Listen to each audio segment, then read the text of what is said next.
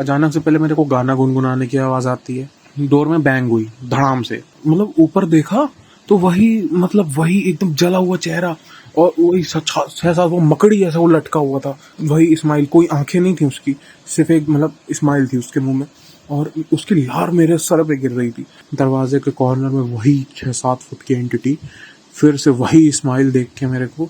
जय श्री राम दोस्तों, आप सभी का स्वागत है अक्षय वशिष्ठ चैनल पर। इस चैनल पर मैं अक्षय वशिष्ठ आपको ऐसे पैरानॉर्मल इंसिडेंट और एक्टिविटीज के बारे में बताता हूं जो कि हमारे फॉलोअर्स और सब्सक्राइबर्स हमारे साथ शेयर करते हैं। इंस्टाग्राम आईडी, जीमेल आईडी और अब एक ऐसा फोन नंबर जो कि आप स्क्रीन पे देख सकते हैं। तो कभी आपके साथ कोई पैरानॉर्मल इंसिडेंट हुआ हो, आप उसे रिकॉर्ड करके भेज सकते हैं। मैं अक्षय वशिष्ठ उसे नरेट करूंगा अपनी आवाज में। आगे बढ़ने से पहले एक बार धन्यवाद जो आप हमारे इंस्टाग्राम, यूट्यूब को इतना प्यार दे रहे हैं। ये जो रियल इंसिडेंट हम आपके सामने लेके आते हैं, आप में से ही कुछ लोग हैं जिन्होंने ऐसे दर्दनाक हादसे हमसे शेयर किए हैं, जो अपनी जिंदगी में बहुत ज्यादा परेशान रहे हैं या अभी भी बहुत ज्यादा परेशान चल रहे हैं, जो लोग नहीं चाहते कि आगे आने वाली जनरेशन अपने ऊपर कोई ऐसा बोझ उठा ले जिसे वो जिंदगी पर हटा ना पाए। बच्चे मन के सच्चे, इस कहावत को तो आपने बहुत बार सुना होगा। कहते हैं बच्चे का मन बहुत ही ज्यादा शांत और पवित्र होता है, लेकिन आपने कभी सोचा है कि एक एंटिटी को अगर वो मन बहुत ज़्यादा पसंद आ जाए या वो बच्चा बहुत ज़्यादा पसंद आ जाए तो आखिर उस बच्चे का क्या होगा। ये पूरा रियल इंसिडेंट जो मैं आज आपके सामने लेके आया हूँ, यह हमें सिद्धार्थ ने बताया। सिद्धार्थ जो कि यूपी के रहने वाले हैं। परिवार के बारे में ज़्यादा ना बताते हुए उन्होंने सिर्फ इतना बोला कि पापा मेरे साइंस बैकग्राउंड से हैं, डॉक्टर बैकग्राउंड से हैं, तो चीज़ें उन्हें काफ़ी मालूम है और वो एक नॉन बिलीवर हैं। मेरी मम्मी हाउसवाइफ है और मैं इकलौता अपने मम्मी पापा का। सिद्धार्थ के मम्मी पापा शुरू से ही उनसे बहुत ज्यादा प्यार करते आए हैं। इकलौते हैं तो प्यार करना बनता भी है। ये बात है 2016 की, जब ये 6th क्लास में हुआ करते थे और इनकी तबीयत बिल्कुल ठीक थी, लेकिन अचानक से एक रात इनकी तबीयत बहुत ज्यादा बिगड़ जाती है। नहीं मालूम क्या रीज़न रहा, इनके पेरेंट्स इनको सीधा हॉस्पिटल लेके भागते हैं और क्रिश्चियन हॉस्पिटल था। वहाँ पर जीजस के बहुत सारे क्रॉस लगे थे और वहाँ पर वो पूरी तरीके से इंतज़ाम किया गया था। काफ़ी लग्जीरियस एक हॉस्पिटल था जहाँ पर सारी सुविधाएं दी गई थी। तो जब वहाँ पर पहुँचा जाता है और जब इनकी प्लेटलेट्स चेक की जाती है तो प्लेटलेट्स इनकी 35,000 थी, जो कि बहुत ही ज़्यादा एक क्रिटिकल सिचुएशन होती है। और डॉक्टर्स उसी वक्त बोल देते हैं कि हमें इसे ट्रीट करना पड़ेगा। इनके पापा को बोला गया सिद्धार्थ के कि अभी जितनी जल्दी हो सके इन्हें एडमिट कीजिए, फॉर्मेलिटीज हम बाद में देखेंगे। अब जिस रूम में ये गए थे वो रूम अभी ही बिल्कुल क्लीन किया गया था और इनके पापा काफ़ी अच्छा अर्न किया करते थे, आज भी काफ़ी अच्छा अर्न करते। तो इनके पापा ने क्या किया, सीधा एक प्राइवेट रूम बुक कर लिया जिसमें सिर्फ इनको ही एक बेड दिया गया था। एक स्पेशल ट्रीटमेंट मिलता है वहाँ पर इस किस्म का, जहाँ पर एक प्रॉपर ध्यान रखने वाली नर्स होती है जो आती जाती रहती है। डॉक्टर्स भी उस रूम में विजिट करते हैं। अब सिद्धार्थ के पापा की खुद की एक बहुत बड़ी प्रॉब्लम थी कि उन्हें हॉस्पिटल के रूम्स में से अजीब सी स्मेल आती है। हालांकि मुझे भी आती है और वो काफ़ी बार बहुत अजीब हो जाती है, जो एग्जॉस्ट कर देती है आपको। कोई एक ही घर वाला जो है पेशेंट के साथ रुक सकता था, तो सिद्धार्थ के पापा उनके साथ रुकते थे। उनकी मम्मी मॉर्निंग में आती थी, उन्हें टाइम देती थी और शाम होने से पहले वो घर चली जाती थी। सिद्धार्थ जब पहली रात उस कमरे में पहुंचे तो डॉक्टर्स वगैरह भागे भागे आए, उन्हें ट्रीट करना था सिद्धार्थ को। तो सिद्धार्थ ने अपने बारे में थोड़ा सा बताया कि भाई मैं शुरू से ही चबी एक लड़का हूँ। तो डॉक्टर्स ने काफ़ी कोशिश की मेरे हाथ में नर्व्स वगैरह ढूंढने की, तो उन्हें मिली नहीं। तो उन्होंने मेरे पैर में जो है वो कोनोला लगा दिया, जिससे मुझे ग्लूकोज वगैरह चढ़ता था, दूसरी चीज़ें चढ़ा करती थी। अब हुआ क्या, पहली ही रात को जब वो आराम कर रहे थे, रात के 2:30-3 बजे अक्सर उनकी आँख खुला करती थी। ये घर में भी उनके साथ होता था, लेकिन हॉस्पिटल में ये चीज़ उनके साथ रेगुलर बेसिस पर होने लगी। ये तो पहली रात थी खासकर, जहाँ पर 2:30 बजे उनकी आँख खुलती है तो वो देखते कि कमरे में पापा नहीं थे। और नहीं होने का एक ही रीज़न था, क्योंकि उनके पापा को बहुत अजीब सी स्मेल आती थी रूम में। तो उनके पापा बाहर जो जनरल वार्ड के पास एक बेड डला हुआ था, वो वहाँ पर जाके लेट जाया करते थे। तो सिद्धार्थ के पापा ने उन्हें बोला हुआ था कि बेटा तेरे को कोई भी दिक्कत हो तो आवाज़ मार दियो, अदरवाइज नर्स तो आती जाती रहेंगी और तेरे बारे में अगर कोई दिक्कत होगी तो मुझे बता देंगी। तो सिद्धार्थ को भी उस टाइम पे कोई दिक्कत नहीं थी, क्योंकि उन्हें पता था कि पूरे दिन तो कोई ना कोई एक्टिविटी होती रहती है। मम्मी आती है, नानी आती है, मामा आते हैं। तो बस रात का समय था जब सिद्धार्थ को रात काटनी होती थी।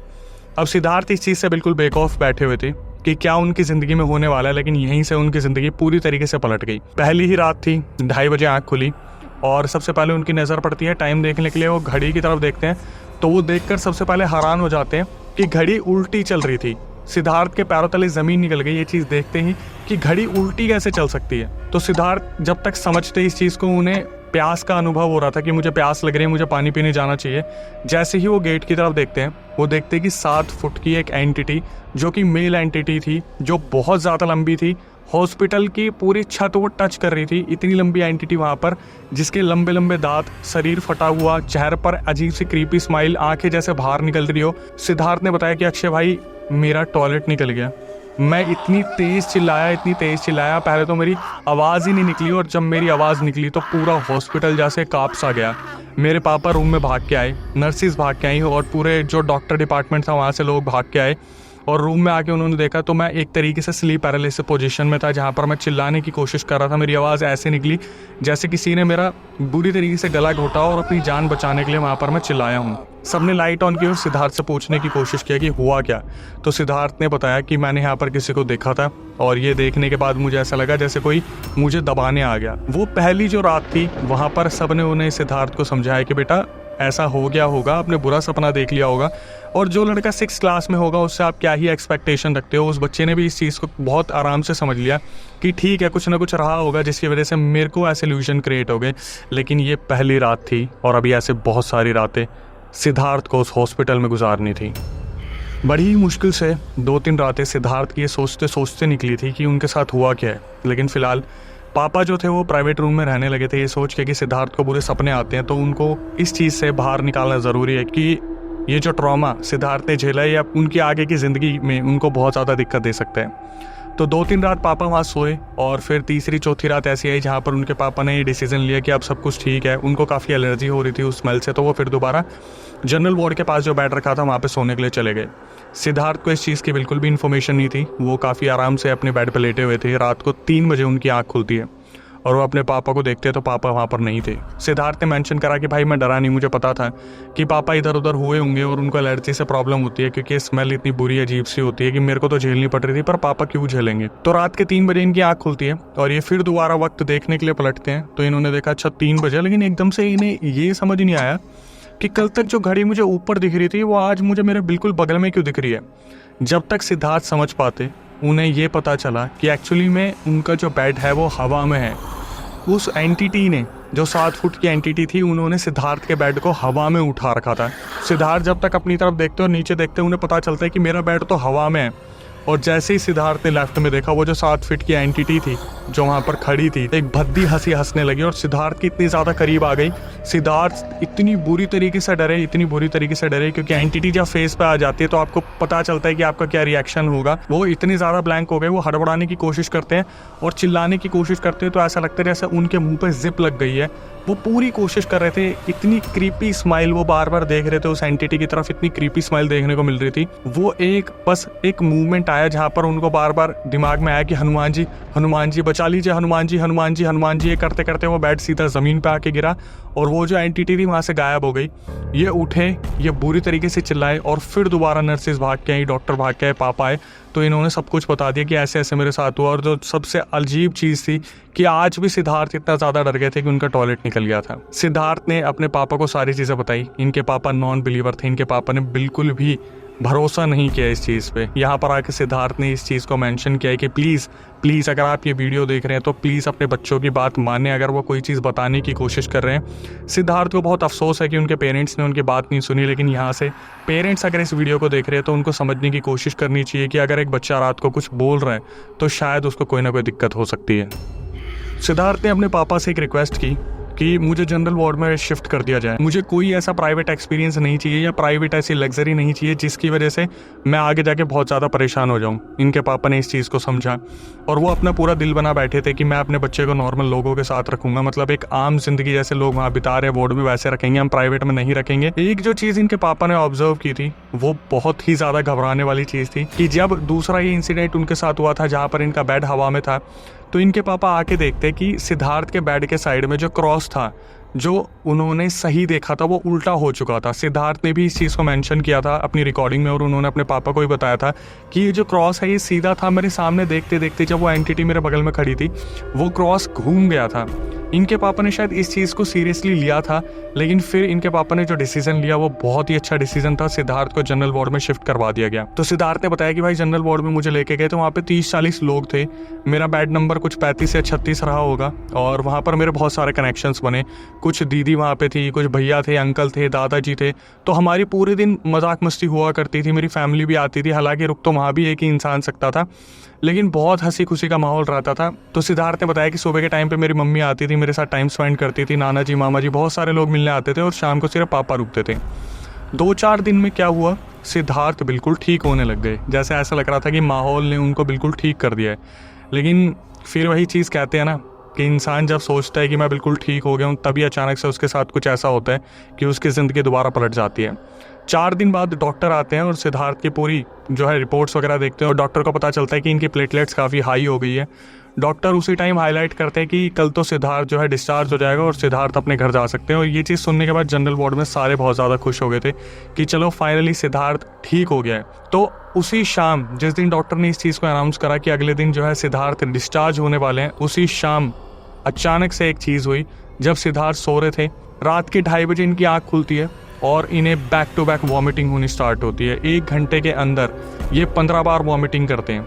ये सब देखने के बाद डॉक्टर्स को बुलाया जाता है। इमरजेंसी में जब डॉक्टर आते हैं और वो सिद्धार्थ की हालत का जायज़ा जब लेते हैं तो उन्हें पता चलता है कि सिद्धार्थ की प्लेटलेट्स दोबारा 35 से 40 हज़ार पे आ गई हैं।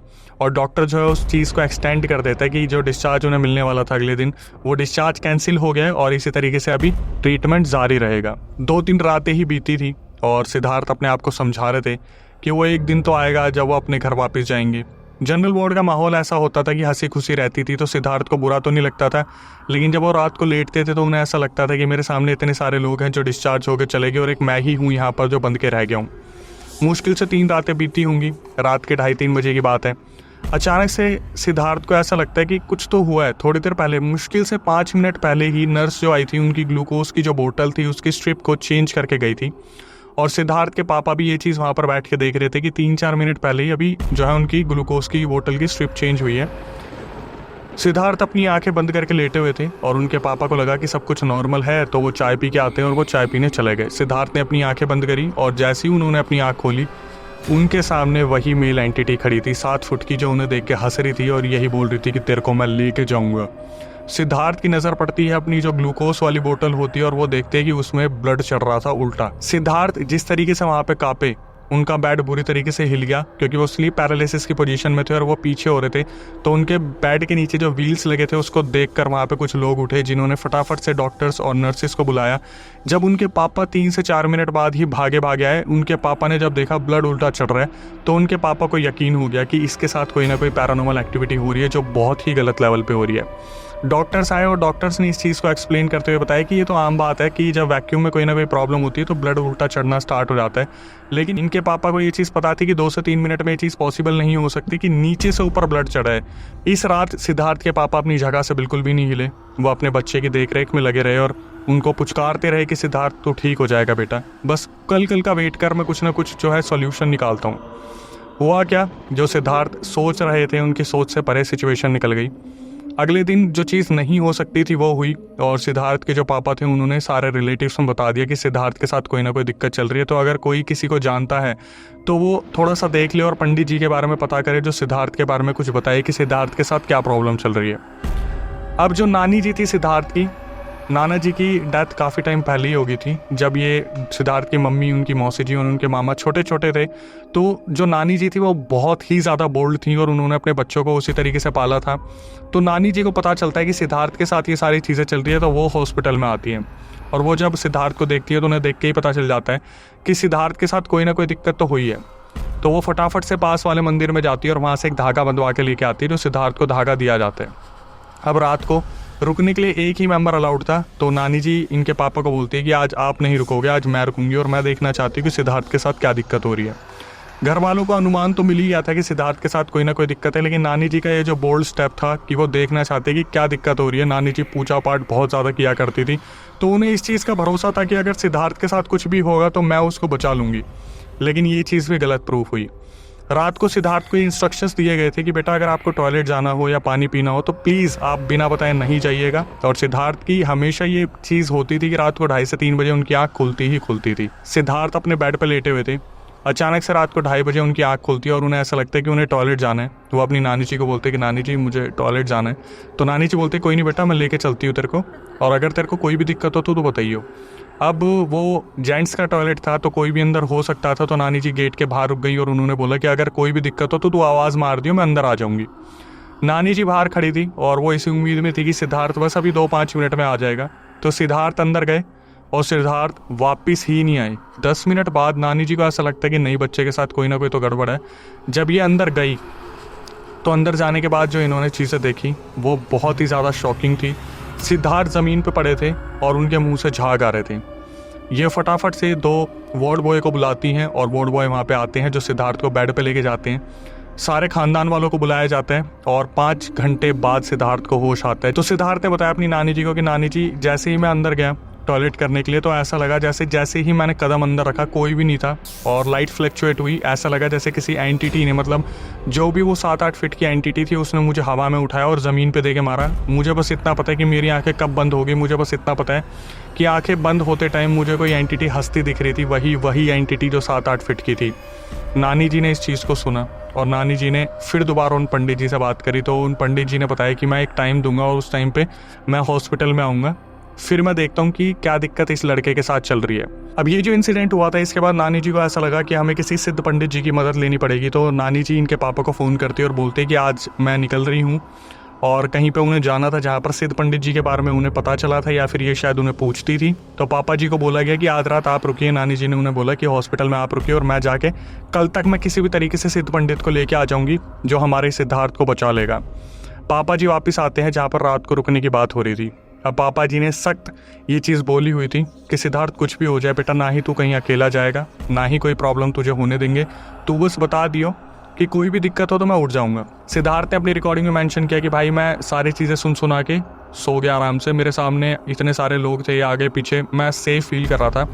लेकिन फिर दोबारा मेरी 2:45 बजे आँख खोली और मेरे को बहुत तेज़ प्रेशर आ रहा था, टॉयलेट लगा हुआ था। पापा नहीं थे, मैंने नर्स को बोल के पापा को बुलाया, वो चाय पीने गए थे। तो जैसे ही पापा आए, पापा ने पूछा मुझसे क्या हुआ, मैंने बताया कि ऐसे ऐसे टॉयलेट जाना है। तो नर्स अवेलेबल थी, वो नहीं जाना चाहते थे, वो अपने पापा के साथ जाना चाहते थे। तो पापा सहारा दे के उनको लेके जाते हैं और बोलते हैं कि वॉशरूम के बाहर मैं हूँ, तू आराम से कर ले और अगर तेरे को दिक्कत भी हो तो तू बस आवाज़ लगा दियो, मैं आ जाऊँगा।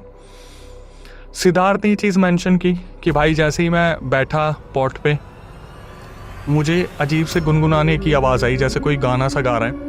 और फिर क्या हुआ, मेरा जो गेट था उस पर 5-6 बार नॉक हुआ। तो सिद्धार्थ ने बोला कि अंकल ये जगह ऑक्यूपाइड है, मैं हूँ यहाँ पे, आप कोई और यूज़ कर लीजिए। तो फिर दोबारा आवाज़ आई। अब सिद्धार्थ एकदम से देख रहे कि क्या चल रहा है और उन्होंने ना ऐसा लगा जैसे उनके सर पे कुछ जल सा रहा है, कुछ अजीब सी एक चीज़ गिर रही है जैसे वाटरी कोई चीज़ है लिक्विड में। वो अपने सर पे हाथ लगाते, अपने हाथ पे देखते हैं कि यार ये क्या है। और उन्होंने ऊपर देखा तो वहाँ पर एक अजीब सा क्रिएचर था, जैसे कोई स्पाइडर काइंड ऑफ थिंग, मतलब कोई बहुत बड़ी चीज़ जिसके मुंह से राल गिर रही है और इनके सर पे गिर रही है और वो राल उनके सर को जला रही थी। तो सबसे पहले आगे बढ़ने से पहले उस इमेज को देखिए जो इमेज इन्होंने एज अ प्रूफ शेयर की है।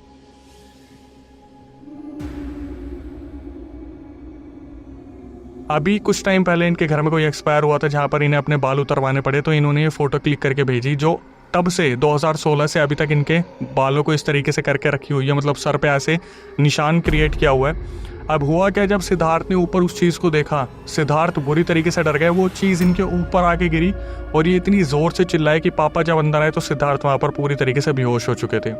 सिद्धार्थ होश में आए और उन्होंने साफ साफ बताया कि मेरे साथ ऐसा हुआ था। पूरी रात ना तो सिद्धार्थ को नींद आई, ना ही उनके पापा को नींद आई। उनके पापा ने फ़ोन करके नानी जी को बताया कि ऐसी ऐसी चीज़ें सिद्धार्थ के साथ हो रही है। तो सुबह नानी जी अपने साथ एक पंडित जी को लेके आए जो सिद्धि प्राप्त पंडित थे। उन्होंने देखते ही सिद्धार्थ को बता दिया कि इसके साथ बहुत दिक्कत है और अपने साथ एक अभिमंत्रित धागा लेके आए थे जो सिद्धार्थ को दिया गया और बोल दिया कि बेटा गलती से भी इसे उतार मत देना। और ये भी बता दिया गया था कि धागा कोई सॉल्यूशन नहीं है, बस ये एक प्रोटेक्शन है जिससे चीज़ें इनके दूर रहेंगी।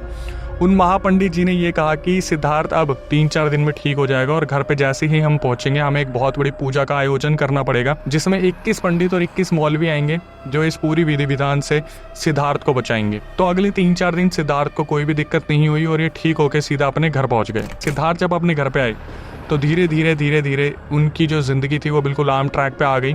उनकी रातें बिल्कुल सफल तरीके से निकलने लगी और पता चल गया था कि सिद्धार्थ में बहुत ही ज़्यादा चेंजेस आ रहे हैं और सिद्धार्थ बिल्कुल ठीक हो रहे हैं।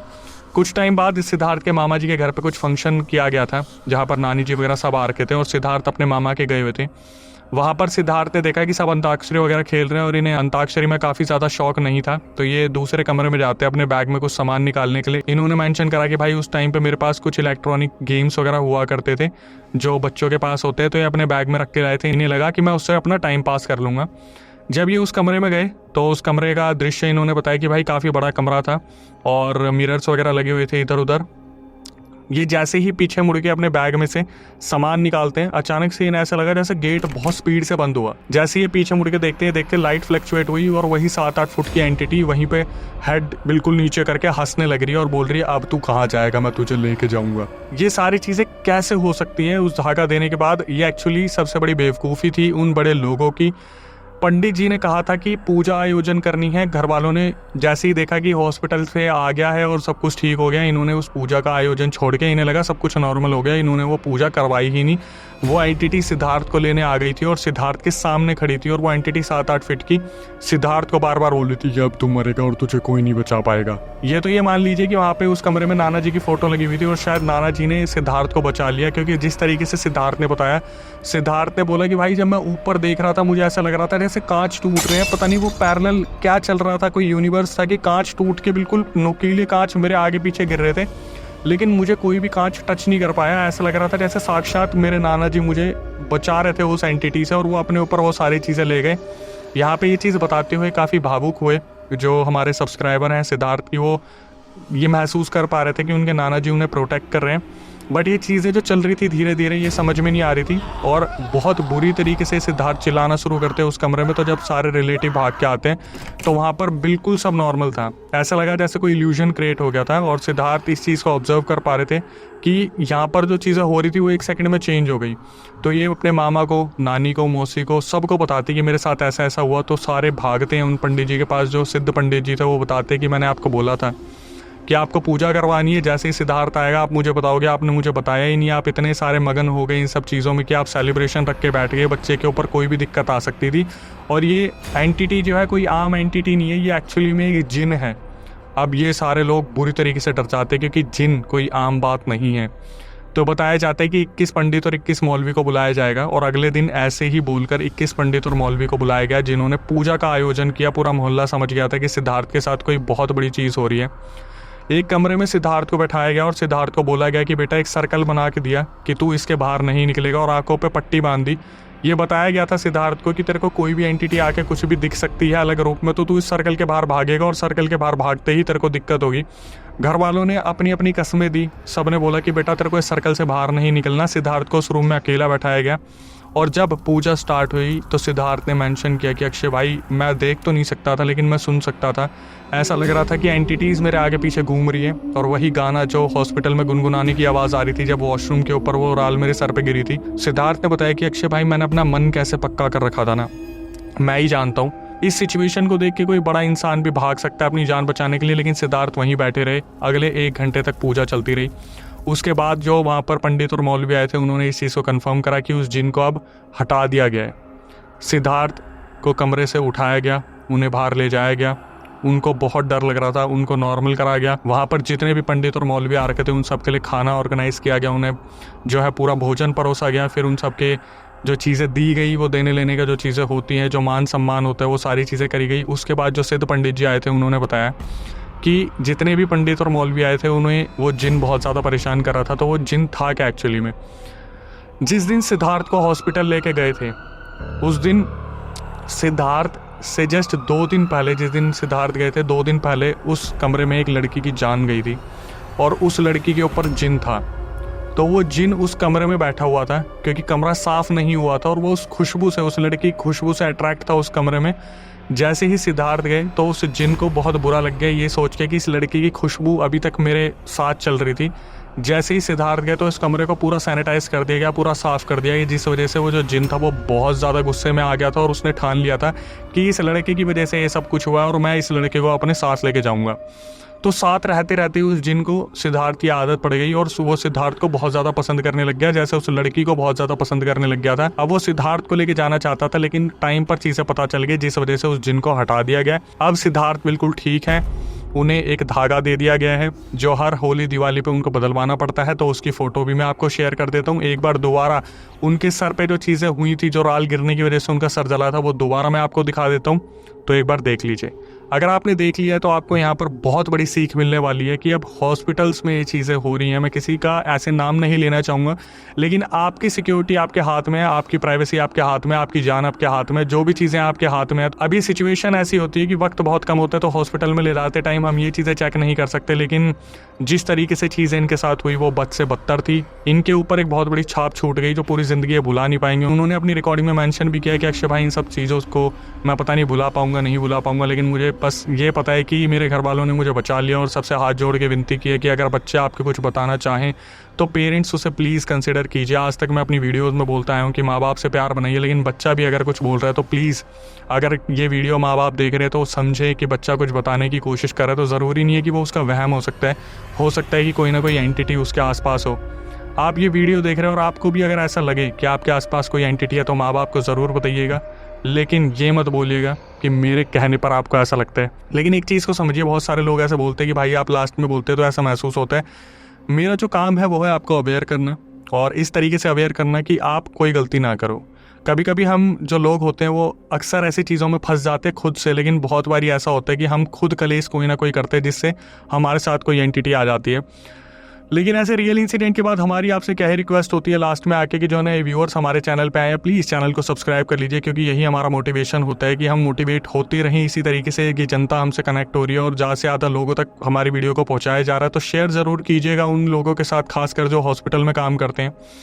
इसके बाद दूसरी चीज़ जो मैं आपको बताना चाहता हूँ, हमारा दूसरा चैनल है जिसका नाम है अक्षय वशिष्ठ हॉरर शो, जहाँ पर ऐसे सब्सक्राइबर्स आके बताते हैं कि हमारे साथ ये चीज़ें हुई और अभी भी हम फील कर पा रहे कि हमारे साथ ये चीज़ें चलती आ रही हैं और अभी भी हैं। तो आप क्यों पीछे हट रहे हो? अगर आपको लग रहा है कि आपके साथ कोई पैरानॉर्मल इंसिडेंट हुआ और आप वो कैमरे पे बताना चाहते हो, तो हम गेस्ट के साथ सब्सक्राइबर्स को ही बुला रहे हैं। आप आ सकते हैं, पूरा रियल इंसिडेंट बता सकते हैं जहाँ पर जनता उससे कोई ना कोई सीख ले ले। इसके बाद जिस तरीके से इंस्टाग्राम यूट्यूब को प्यार दे रहे बनाए रखिए, और माँ बाप से जितना ज़्यादा हो सके प्यार रखिए। उनसे कभी मत पूछेगा आपने हमारे लिए किया ही क्या है। अपने शौक बढ़ाने के लिए उनके फालतू खर्चे मत करवाइए। अपने आप को इतना बड़ा बना लीजिए कि चीज़ें अपने आप होती चली जाएं। मेहनत कीजिए, इस उम्र में आके मेहनत करना बनता है, और फिर फाइनली अपने माँ बाप की इच्छा पूरी कीजिए। उन्होंने बहुत मेहनत से आपको इतना बड़ा करा है। लास्ट में अगर यही कहूँगा, जितना ज़्यादा हो सके भाई बहनों का ध्यान रखें, माँ बाप का ध्यान रखें, और माँ बाप से भी ये रिक्वेस्ट है कि बच्चों का ध्यान रखें। टिल देन, नई वीडियो नए पॉडकास्ट आने तक stay tuned with the channel. पंडित और मौलवी ने मेरे को बताया कि वो लड़की जो डेथ हुई थी, जिन उससे बहुत प्यार करने लगा था, लेकिन उस लड़की की वहाँ डेथ हो जाती है, और वो जिन उस कमरे में ही था जिस दिन मैं उस कमरे में गया हूँ, और उस कमरे की क्लीनिंग हुई है उसी दिन। और वो जिन इस बात से मेरे को पकड़ के बैठ गया कि इसकी तो मैं जान लेके रहूँगा, क्योंकि इसने यादें मिटाई हैं, उसकी उस लड़की की खुशबू मिटाई है।